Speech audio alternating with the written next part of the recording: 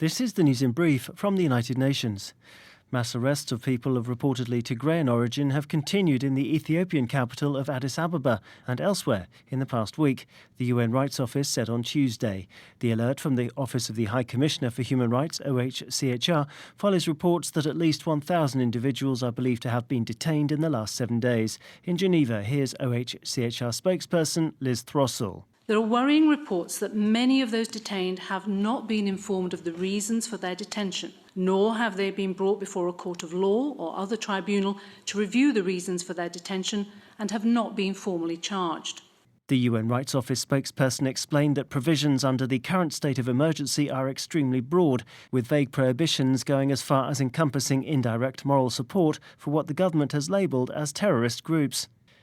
COVID-19 news now, and a massive boost for access to life-saving coronavirus medicines for low- and middle-income countries.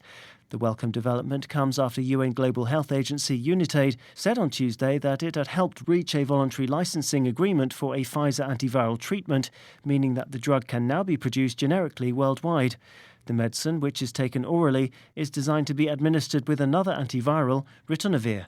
Under the terms of the UNITAID-led deal, manufacturers will be able to supply both drugs to 95 countries, covering more than 50% of the world's population.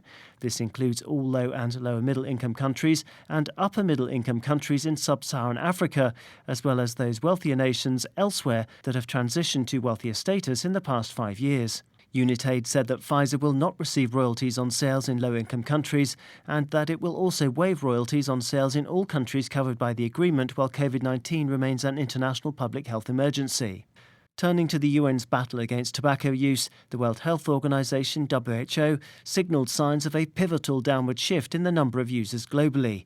Citing new data, the WHO welcomed the news that there are 200 million fewer tobacco users today compared to 2015. That means that 1.3 billion people now use tobacco in all its forms, a number that is expected to drop to 1.27 billion by 2025.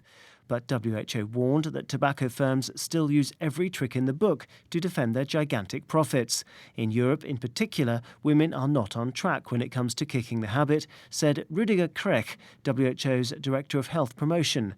Dr. Krech said in Geneva that the tobacco industry continued to make unscrupulous and calculated attempts to hook youngsters through aggressive and quite criminal efforts, encouraging them to try e-cigarettes. And Dr. Krech dismissed the tobacco industry's attempts to supply respirators for COVID patients. This all to show that, to paint the picture that they care.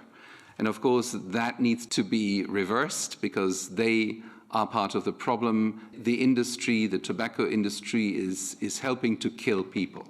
Dr. Rüdiger Krech, WHO's Director of Health Promotion, ending that item. Daniel Johnson, UN News.